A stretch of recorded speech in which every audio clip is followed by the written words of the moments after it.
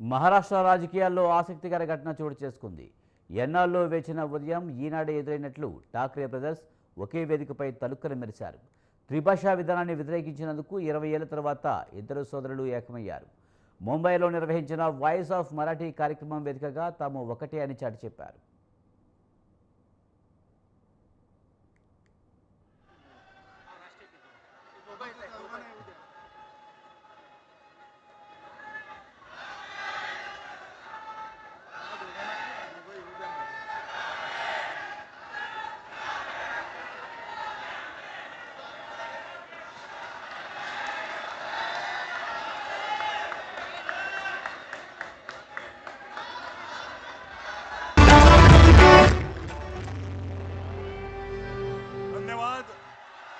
आयोजकांचे आणि उपस्थित सर्व मराठी जनांचे आभार मानून आजचा हा भव्य कार्यक्रम संपल्याचं मी जाहीर करतो.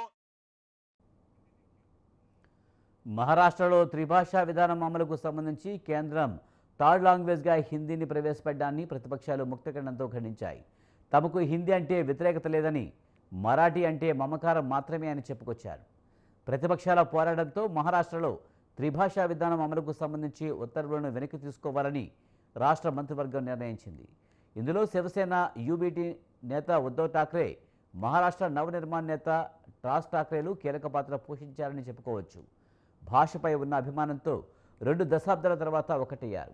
2005లో విడిపోయిన సోదరులు తిరిగి 2025లో కలిశారు.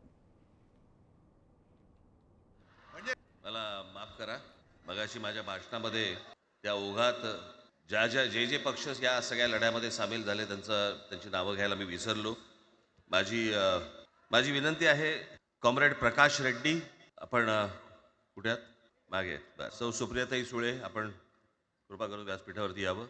कॉम्रेड अजित नवले, जितेंद्र आव्हाड, महादेवराव जानकर, शेतकरी कामगार पक्षाचे आमचे जयंतराव कुठे गेले? मागे आहेत. आपण व्यासपीठावरती यावं सर्वांनी. मुणगेकर साहेब आपण वरती यावं, व्यासपीठावरती यावं. मला माफ करा, मगाशी माझ्या भाषणामध्ये त्या ओघात जे पक्ष या सगळ्या लढ्यामध्ये सामील झाले त्यांची नावं घ्यायला मी विसरलो. माझी विनंती आहे, कॉम्रेड प्रकाश रेड्डी आपण कुठे आहात? मागे. सौ सुप्रियाताई सुळे आपण कृपा करून व्यासपीठावरती यावं. कॉम्रेड अजित नवले, जितेंद्र आव्हाड, महादेवराव जानकर, शेतकरी कामगार पक्षाचे आमचे जयंतराव कुठे गेले? मागे आहेत. आपण व्यासपीठावरती यावं सर्वांनी. मुणगेकर साहेब आपण वरती यावं, व्यासपीठावरती यावं.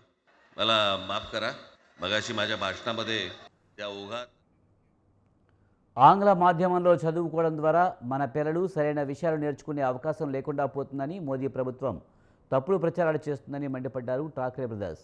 దక్షిణ భారతదేశంలో ఎందరో సినీ నటులు, రాజకీయ నాయకులు ఇంగ్లీష్ మీడియంలో చదువుకున్నప్పటికీ తమ మాతృభాషలైన తెలుగు, తమిళం వంటి భాషల విషయంలో ఎంతో పురోగతి సాధించారని చెప్పుకొచ్చారు. అలాగే మహారాష్ట్ర నేతలకు, ప్రజలకు కూడా తమ భాషపై అభిమానం ఉంటుందని పేర్కొన్నారు. తమకు హిందీ భాషపై వ్యతిరేకత ఎప్పుడూ రాలేదని రాజ్ అన్నారు. అయితే ఇతరులపై ఆ భాషను బలవంతంగా రుద్దాలని చూస్తే మాత్రం ఊరుకునేది లేదని హెచ్చరించారు. ఇప్పటికీ దేశంలోని అత్యున్నత న్యాయస్థానం, సుప్రీంకోర్టు, ఇతర హైకోర్టులో అన్ని ఉత్తర్వులు ఆంగ్ల భాషలోనే ఉన్నాయని పేర్కొన్నారు. ఏ రాష్ట్రంలోనూ లేని ఈ విధానాన్ని మహారాష్ట్రపై రుద్దాలని చూస్తే ఏం జరుగుతుందో ఇప్పటికైనా కేంద్రం తెలుసుకోవాలని హెచ్చరించారు. सगळं कोणत्याही लढ्यामध्ये कधी भाजपा नव्हता. अगदी संयुक्त महाराष्ट्राच्या चळवळीमध्ये सुद्धा भाजप हा सगळ्यात शेवटी आला आणि 57ची निवडणूक झाल्यानंतर सगळ्यात पहिल्यांदा बाहेर पडला. हे जनसंघ, तेव्हा त्यांचा जो राजकीय नाव होतं जनसंघ, यांच्याकडनं आम्ही देशाभिमान शिकायचा, यांच्याकडनं आम्ही महाराष्ट्राचा अभिमान शिकायचा.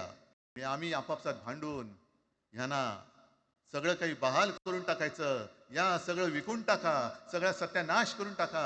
अरे आपली मुंबईच्या शिंदड्या उडवल्या जात आहेत. अख्खी मुंबई कोणाच्या कशात घालतायत?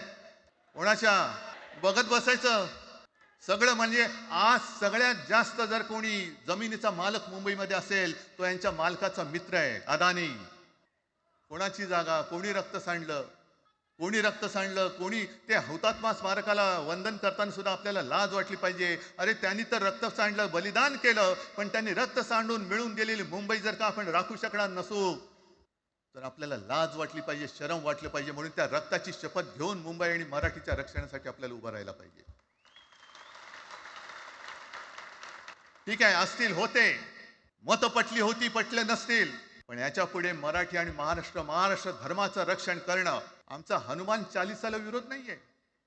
पण मारुती स्तोत्र आम्हाला का विसरायला लावताय? मारुती स्तोत्र आहे ना, भीमरूपी महारुद्रा. आमचा जय श्रीरामला विरोध नाहीये, पण भेटल्या म्हटल्यानंतर राम राम हे म्हणणारे आम्हीच मराठी. ते तुम्ही आता जय श्रीरामची घोषणा द्यायला लागलात, पण जय जय रघुवीर समर्थ सांग. ఇద్దరు సోదరులను ఏకం చేయడం బాల్ ఠాక్రే వల్ల కాలేదని మహారాష్ట్ర సీఎం దేవేంద్ర ఫడ్నవీస్తోనే అది సాధ్యమైందన్నారు రాజ్ ఠాక్రే. ఆయన రాష్ట్రానికి వ్యతిరేకంగా నిర్ణయం తీసుకుపోయి ఉంటే తాము ఒక్కటయ్యే వాళ్ళం కాదేమో అన్నారు. ఒక రకంగా మహారాష్ట్ర సీఎం చేసిన పనికి థ్యాంక్స్ చెప్పాలనిపిస్తుందన్నారు. ఇకపై తాము విడిపోయేది లేదని రాష్ట్ర ప్రయోజనాల కోసం ఎప్పటికీ కలిసే ఉంటామన్నారు.